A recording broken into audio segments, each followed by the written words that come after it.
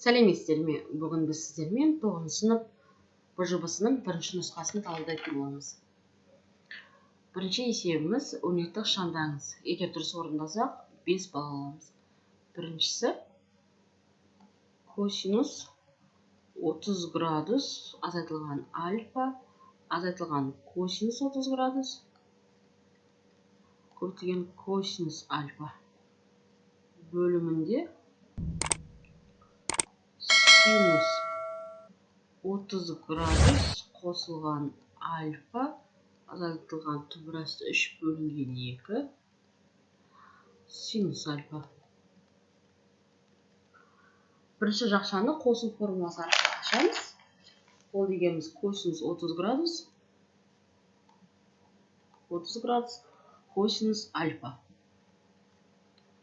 қосылған синус 30 градус синус альфа және минус косинус 30 градус косинус альфа деп жазылып қалайық. Бөлшектің бөлімі. Бөлшектің бөлімінде жақшаны ашамыз. Синус 30 градус косинус альфа қосылған косинус 30 градус синус альфа азайтылған түбірасты 3 бөлінген 2 синус альфа тең. Енді косинус 30 градус көбейтілген косинус альфаның бірін алды минус, бірін алды плюс, олар қысқарып кетеді. Ал бөлшектің бөлімін солай жазайық. Сонда синус 30 градус синус альфа немесе бірден бір бөлінген 2 деп жазып алсақ та болады. Келесі синус 30 градуста бір бөлінген 2 косинус альфа қосылған косинус 30 градус синус альфада түбірасты 3 бөлінген 2 синус альфа болады екен. Азайтылған түбірасты 3 бөлінген 2 синус альфаны өзін жазып қоямыз.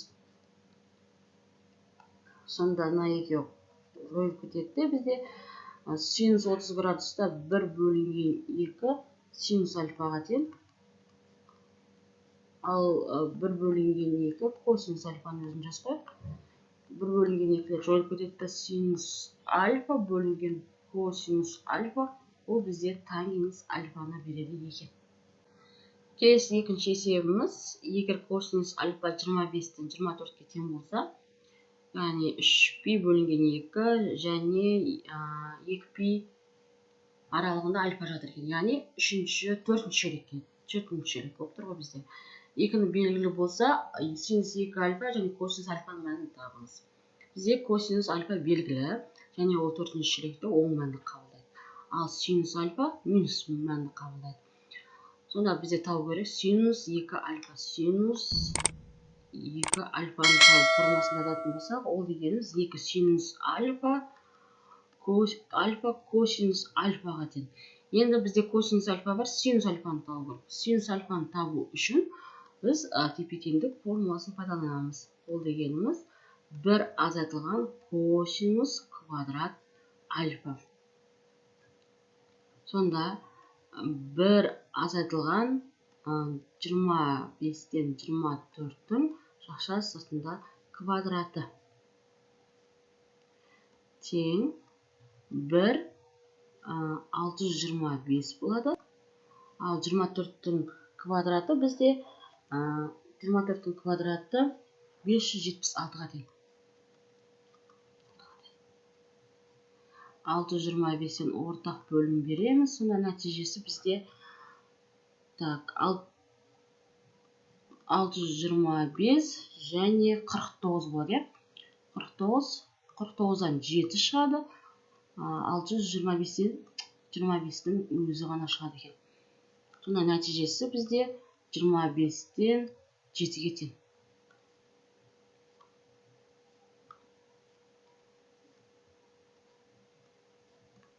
Бізде синус альфа төртінші ширекте минусқа тең. Сонда синус альфа тең минус 25-тен 7-ге тең. Енді орнына апарып қойсақ болады. Сонда синус 2 альфа тең 2 көбейтілген синус альфамыз минус 25-тен 7-ге тең, көбейтілген косинус альфамыз 25-тен 24-ге тең. Сонда нәтижесі минус екеуінің көбейтіндісі минус 625-тен 336-ға тең. 6-ға тең болады екен. Келесі, енді косинус 2 альфаны тапсақ, ол нәтижесі косинус 2 альфа дегеніміз, яғни екеуінің квадраттардың айырмасына тең. Яғни 25-те 24-тің квадраты азайтылған минус 25-тен 7-нің квадраты. Бұна нәтижесі 625 болады да, екеуін бірде ортақ бөлім ретінде жазамын. 576 азайтылған 49. Сонда нәтижесі бізде 625-тен 527 екен. Үшінші есебіміз тепе-тең екенін дәлелдеу керекпіз. Берілген жазып алсақ, котангенс 90 градус қосылған альфа синус 270 градус қосылған альфа. Синус минус альфа бөлімінде тангенс 180 градус азайтылған альфа көбейтілген косинус 270 градус қосылған альфа. Тең, келтіру формуласы бойынша котангенс 90 градус қосылған альфа минус тангенс альфаға тең. Көбейтілген синус 270 градус қосылған альфа минус косинус альфаға тең. Ал синустың алдына минусты шығарып жіберемін, сонда минус синус альфа. Арасын көбейту. Немесе жақшаға жасақ та болады. Ал бөлімінде тангенс 180 градус азайтылған альфамыз минус тангенс альфаға тең. Косинус 270 градус қосылған альфамыз синус альфаға тең. Енді осы жерден тангенстер қысқарып кетеді. Синус пен синустың өзі ғана қысқарады да, мына жерде бір қалады. Минус косинус альфа мен бірді көбейткенде минустар жойылып, тек қана косинус альфаның өзі ғана қалады. Бұнда тепе-теңдігіміз дәлелденді. Сәлеметсіздер ме? Бүгін біз сіздермен 9-шы сынып алгебрасының БЖБ-ның екінші нұсқасын талдайтын боламыз. Бірінші есебі. Өрнекті ықшамдаңыз. Егер есеп дұрыс орындайтын болсаңыз, 5 балл берілетін болады. Яғни синус 60 градус қосылған альфа минус 1 бөлінген 2 синус альфа. Бөлшектің бөлімінде косинус 60 градус азайтылған альфа азайтылған косинус 60 градус көбейтілген косинус альфа. Тең, бірінші жақшаны ашу үшін біз қосу формуласын пайдаланамыз. Бұл жерде синус арқылы берілген, яғни альфа дегеніміз 60 градусқа, беттаның орнында альфаның өзі орналасқан екен. Енді орнына апарып қояйық. Сонда синус 60 градус қосылған косинус альфа қосылған косинус 60 градус синус альфа. Ал бөлшектің бөлімінде косинус 60 градус косинус альфа қосылған синус 60 градус синус альфа. Біз формулаға салып алдық. Енді бізде қалды минус 1 бөлінген 2 синус альфа және бөлшектің бөлімінде минус косинус 60 градус косинус альфа. Енді осы жерде косинус 60 градус косинус альфаның алды плюс, ал бір жерімізде сол аралықтың алды минус екен. Екеуі бізде қысқарып кетеді.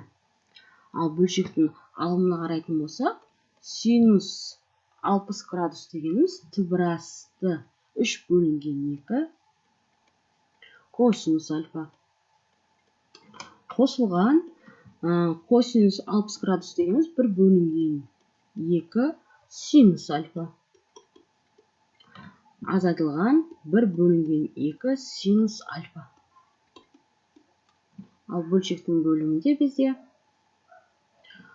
синус 60 градус дегеніміз түбірасты 3 бөлінген 2, түбірасты 3 бөлінген 2 синус альфа. Тең.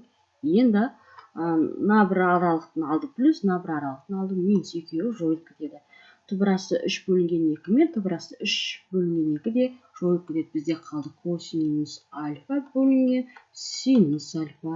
Ал косинус альфа мен синус альфаның бөліндісі қатаң емес альфаға тең екен. Екінші есебіміз, егер синус альфа 25-тен 7-ге тең болса, яғни альфамыз 270 пен 360 аралығында жатыр екен, яғни 4-ші ширекте жатыр. Сонда 4-ші ширекте синус альфа минусқа тең. Сонда синус альфа тең минус 25-тен 7-ге тең болады екен.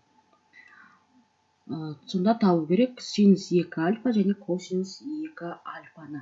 Синус 2 альфаны табу формуласын жазайық. Синус 2 альфаны табу формуласын жазсақ, ол 2 синус альфа косинус альфаға тең.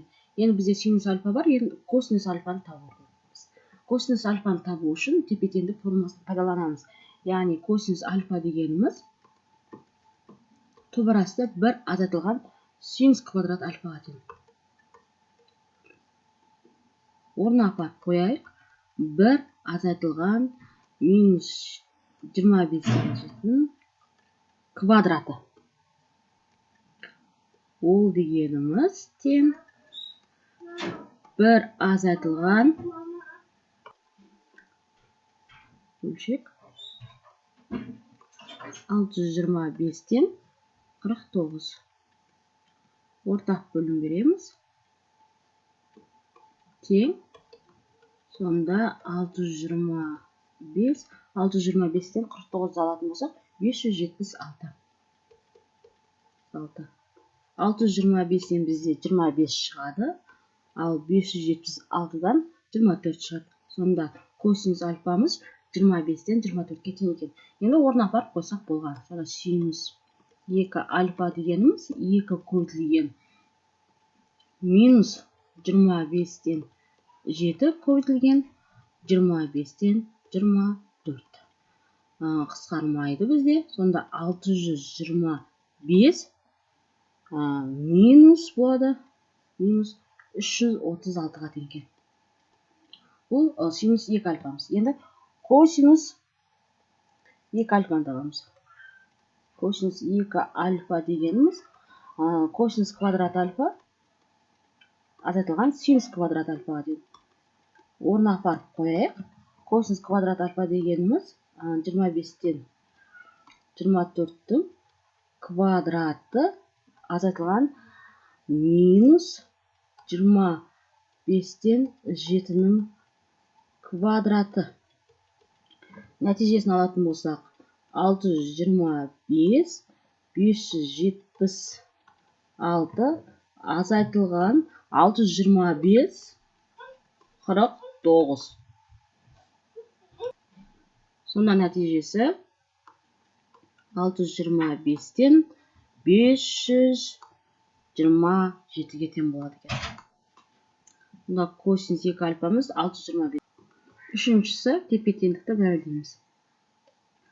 Котангенс 180 градус азайтылған альфа көбейтілген синус 90 градус қосылған альфа синус минус альфа бөлімінде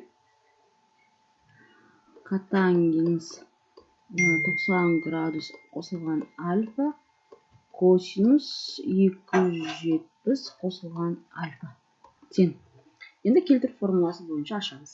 Котангенс 180 градус азайтылған альфа дегеніміз минус котангенске тең. Яғни минус котангенс альфаға тең. Көбейтілген синус 90 градус қосылған альфа дегеніміз косинус альфаға тең. Косинус альфа. Көбейтілген енді альфаны алды минус екен, минус болып алдына шығады синус альфа. Ал бөлшектің бөлімі тангенс 90 градус қосылған альфа дегеніміз минус котангенс альфаға тең. Көбейтілген косинус 270 градус қосылған альфа минус синус альфаға тең. Минус синус альфаға тең. Енді қысқарып кетеді де косинус альфаның өзі шығады. Сонда тепе-теңдігіміз дәл